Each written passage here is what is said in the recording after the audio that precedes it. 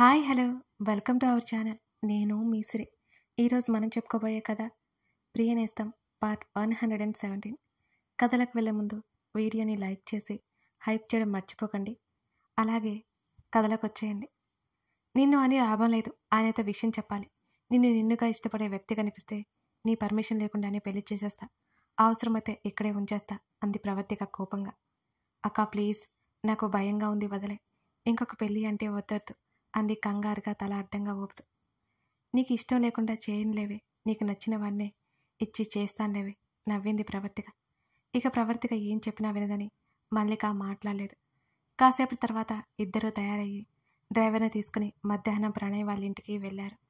4 గంటలకల్లా రక్ష వచ్చేస్తుంది, ఆలోపు ఇంటికి వెళ్ళిపోవాలి. అక్కడ మల్లికని చూసిన ప్రణయ్ ఆశ్చర్యపోయాడు. ఎప్పుడో చిన్నప్పుడు చూసి ఉంటాడు. మళ్ళీ నువ్వేనా అని అంటూ తేరుకుని నవ్వుతూ పలకరించాడు. ప్రణయ్ని పలకరించి చుట్టూ ఇల్లు చూడసాగింది మల్లిక. మల్లికని లోహితకి సీతమ్మకి పరిచయం చేసింది ప్రవర్తిక. లోహితని చూడగానే అర్థమైపోయింది గర్భవతిని. మల్లిక మొహమాటస్తురాలు కావడంతో మౌనంగా కూర్చుంది.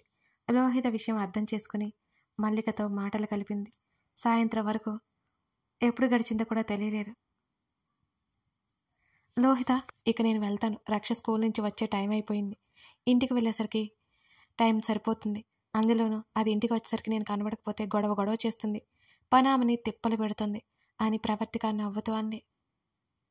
ప్రవి, రాత్రికి వెళ్దవులే, ఉండు, రక్షణటే తీసుకొస్తాను అని ప్రణయ్ అన్నాడు. ఆయన కూడా వస్తారు కదా అన్నయ్య. ఈరోజు తర్వాత వస్తారులే, నేను తర్వాత వస్తాను. ఖచ్చితంగా ఈ ఆదివారం ఉదయాన్నే వచ్చేస్తానులే. ప్రణయ్ ఎంత చెబుతున్నా ప్రవర్తిక ఉండలేదు అక్కడ. అరే, ఆ అన్నయ్యని వదిలి వదిన ఉండలేదు, అర్థం కాలేదా ప్రణయ్ నీకు అనే ప్రణయ్ డొక్కలో పొడిచింది లోహిత. ఏం వదిన, అంతే కదూ? లోహిత కిలకిలా నవ్వేగా అందరూ నవ్వారు. లోహి, అదేం లేదు, కావాలంటే ఆయన్ని ఆదివారం అంతా ఇంట్లో వదిలేసి వచ్చి ఉంటాను, సరేనా? చాలా అంది. అబ్బబ్బా, నమ్మే మాటలు చెప్పాలి వదిన. 5th ఫ్లోర్ నుంచి 7th ఫ్లోర్కి రావడం అష్ట కష్టాలు పడినదానివి. ఇప్పుడు ఏకంగా సిటీకి మధ్యలో, మీరు ఈ చివర మేము ఆ చివర. ఇక నువ్వు ఉంటావంటే నమ్మాలి అని అంది లోహిత గుర్తు చేస్తూ. సరే, ఒప్పుకుంటున్నాను, నేను ఉండలేను. నువ్వేమైనా వచ్చావా మా అన్నయ్యని వదిలే? ప్రవర్తిక కళ్ళెగరేసింది. మీ అన్నయ్య లోకం తెలియదు, అమాయకుడు వదిన. ఈ అమాయకుడికి నేను తోడు, నేను లేకపోతే ఎలా అని మరింత దీనంగా లోహిత అంటుంటే మొట్టికాయలు వేసింది సీతమ్మ. ఇలవి అని అంటూ. అమ్మా, నువ్వు నా పరువు తీయకే అని అంది లోహిత. నోరు మీయవే, నోటికి ఏది వస్తే అది మాట్లాడుతూనే ఉంటాం. సీతమ్మ కూతుర్ని మందలించింది. అదంతా అక్కడ మామూలే కాబట్టి ఎవరూ పట్టించుకోలేదు. కానీ ఇవేమీ తెలియని మల్లిక మాత్రం నవ్వుతూ ఆశ్చర్యంగా చూస్తుంది వాళ్ళని. కనీసం మల్లికకైనా ఉండమని చెప్పారు ప్రణయ్ లోహిత. అన్నయ్య, దాన్ని పైపెట్టుకో. సిటీ రావడానికే ఒప్పుకోకపోతే అష్ట కష్టాలు పడి ఒప్పించింది అమ్మ. ఇప్పుడు మళ్ళీ ఇక్కడ ఉండమంటే అడ్జస్ట్ అవ్వలేదులే అని అంది ప్రవర్తిక. నెక్స్ట్ టైం వచ్చినప్పుడు ఖచ్చితంగా ఉండాలి అని చెప్పి మరీ పంపించారు లోహిత ప్రణయ్. ఏమి ఇబ్బంది ఉందా లేదా అని అడిగి మరీ ఇబ్బంది ఏమీ లేదని ప్రవర్తిక చెప్పడంతో నిశ్చింతగా ఫీల్ అయింది సీతమ్మ. వీలైనంత త్వరగా ఇంటికి వచ్చారు. అప్పటికే రక్ష వచ్చి ఉన్నది. మమ్మీ, ఎక్కడికి వెళ్ళావు? నడుం మీద 2 చేతులు వేసుకొని తల్లివైపు చూస్తూ అడిగింది. మామయ్య దగ్గరికి వెళ్ళి వస్తున్నామంది ప్రవర్తిక. మవతో చూస్తుంది రక్ష అడుగుతున్న విధానానికి. నేను వస్తాను కదా, నన్ను ఎందుకు తీసుకెళ్ళలేదు? రక్ష ఏడుపు మొహం పెట్టుకుంది. సండే వెళ్దాంరే. రక్షను తీసుకుని గదిలోకి వెళ్ళిపోయి బట్టలు మార్పించి ముఖం కడిగించి హాల్లోకి తీసుకొచ్చి పాల గ్లాసు ఇచ్చింది. నాకొద్దు, ఈ పాలు నన్ను కూడా ఎందుకు తీసుకెళ్ళలేదు మొండికేస్తూ అడిగింది రక్ష. మామయ్య సడన్గా రమ్మంటే వెళ్ళాంలేవే, పాలు తాగు. ఈసారి నిన్ను కూడా తీసుకెళ్తానులే అని అంది ప్రవర్తిక నచ్చ చెప్తూ. రక్ష ఆ మాటలు వినకుండా అలిగి కూర్చుంది. ప్రవర్తికకి కోపం వచ్చింది. సరే, అలాగే కూర్చో, ఎంతసేపు కూర్చుంటావో చూస్తాను. ఎంత చెప్తున్నా అర్థం కాదా నీకు? కూతుర్ని కసిరింది ప్రవర్తిక. అక్క, కోప్పడుకో, పాపం ఏడుస్తుంది అని మల్లిక కంగారుగా అంది. దీని వేషాలు నీకు ఇప్పుడే అర్థం అవ్వలే కానీ వెళ్ళి రెస్ట్ తీసుకో అని చెప్పింది ప్రవర్తిక. రక్ష తల్లివైపు సీరియస్గా చూసి సోఫా మీద ఎక్కి బాసింపట్లు వేసుకుని గడ్డ కింద 2 చేతులు పెట్టుకుని అలిగి కూర్చుంది. అక్క, కోప్పడుకు, పాపం ఏడుస్తుంది కదా అని అంది మల్లిక కంగారుగా. దీని వేషాలు నీకు ఇప్పుడే అర్థం కావని చెప్పాను కదా మళ్ళీ నువ్వు వెళ్ళు అని ప్రవర్తిక మళ్ళీ మళ్ళీ చెప్పింది. ప్రవర్తిక ఎంత చెప్తున్నా ఆ మాటలు వినకుండా అలిగి కూర్చుంది రక్ష. ప్రవర్తికకి కోపం వచ్చింది. సరే అలాగే కూర్చో, ఎంత చెప్తున్నా అర్థం కాదు నీకు అని కూతుర్ని కసిరింది. రక్ష ఇంకా మొండిగా కూర్చుంది. మల్లిక నచ్చ చెప్తున్న రక్ష వినలేదు. మీ డాడీ నిన్ను బాగా మొండిదని చేశారు. ప్రవర్తిక అనగానే మమ్మీ డాడీని ఏమైనా అన్నావంటే రక్ష కోపం వచ్చేసింది పాపం. మల్లిక్కి నవ్వొచ్చింది రక్షను చూస్తుంటే. అంటాను, ఏం చేస్తావు అని ప్రవర్తిక అడిగింది. నువ్వు ఇలా తయారవడానికి కారణం మీ డాడీ. నీకు బాగా గారం ఎక్కువ చేసేశారు. చెప్పిన వాడే విననే వినవు నువ్వు అని ప్రవర్తిక సీరియస్గా చెప్పింది. అర్జున్ కారు వచ్చిన సంగతి కూడా పట్టించుకోకుండా ఆ తల్లి కూతుళ్ళిద్దరూ వాదులాడుకుంటున్నారు. ప్రవర్తిక కూడా చిన్నపిల్లలా అనిపించింది మల్లికకి ఆ క్షణం. మల్లిక సోఫా పట్టుకుని నిలబడి వాళ్ళనే చూస్తుంది. రక్ష ప్రవర్తికకి ఎదురుగా నిలబడి వాదులాడుతుంది. ప్రవర్తిక సోఫాలో కూర్చుని కూతురుతో వాదులాడుతోంది. అతడు లోపలికి వచ్చిన సంగతి కూడా పట్టించుకోలేదు ఆ ఇద్దరిగా. నేను నిన్ను అరుస్తుంటే నువ్వు డాడీని ఎందుకు అంటున్నావు మమ్మీ? కూతురు మాటలకి అర్జున్ విషయం ఏంటో అర్థమైంది. చిన్నగా నవ్వుకుంటూ వాళ్ళ దగ్గరికి వచ్చాడు అర్జున్. అర్జున్ని చూసి వాళ్ళ రియాక్షన్ ఏంటా అని గమనిస్తుంది మల్లిక. ప్రవర్తికకి భర్త కనిపించగానే కంప్లైంట్ చేయడానికి సిద్ధంగా ఉంది. అటు రక్ష కూడా డాడీ దగ్గరికి పరిగెత్తింది. అప్పుడే మొదలు పెట్టేశారా? కూతుర్ని ఎత్తుకుంటూ అడిగాడు అర్జున్. చూడు డాడీ, మమ్మీ నన్ను మామయ్య దగ్గరికి తీసుకెళ్ళలేదు. తండ్రికి కంప్లైంట్ ఇచ్చింది రక్ష. మమ్మీ నేను తీసుకువెళ్ళాలని అనుకుంది, కానీ బాగా ఎండగా ఉంది కదా, నీకు ఇబ్బంది అవుతుందని ఆగిపోయింది. మళ్ళీ రేపు స్కూల్ ఉంది కదా, అప్పుడు అక్కడికి వెళ్ళి రావడం దూరం కదా, అందుకే నిన్ను తీసుకెళ్లకుండా తనే ఫాస్ట్గా వెళ్ళేసి వచ్చిందన్నమాట. కూతురికి చెప్తూ మెట్లెక్కి తీసుకెళ్ళిపోయాడు అర్జున్. మరి ఆ విషయం నాతో మమ్మీ చెప్పలేదు అని అంది రక్ష. చెప్పాలని అనుకుంది, నువ్వేమో పాలు తాగలేదని కోపం వచ్చింది మమ్మీకి. ఇక చెప్పడం మర్చిపోయింది. అర్జున్ మాటలు రక్ష మాటలు సన్నగా వినబడుతూనే ఉన్నాయి అక్కడికి. కాసేపటికి ఆ మాటలు పూర్తిగా దూరమైపోయాయి. ప్రవర్తిక మీద అంతగా ఎగిరి తండ్రి మాటలని ముగ్ధలా వింటున్న రక్షని చూసి మల్లికైతే ఆశ్చర్యపోయింది. ఆ రోజంతా మామూలు విషయమే అన్నట్టు కిచెన్లో వెళ్ళి అతని కోసం కాఫీ, రక్ష కోసం పాలు తీసుకెళ్ళింది ప్రవర్తిక. వాళ్ళ ముగ్గురిని చూడగానే మొట్టమొదటిసారిగా తనకి కుటుంబం ఉంటే బాగుండు అనిపించింది మల్లికకి. అంతకుముందే రక్ష.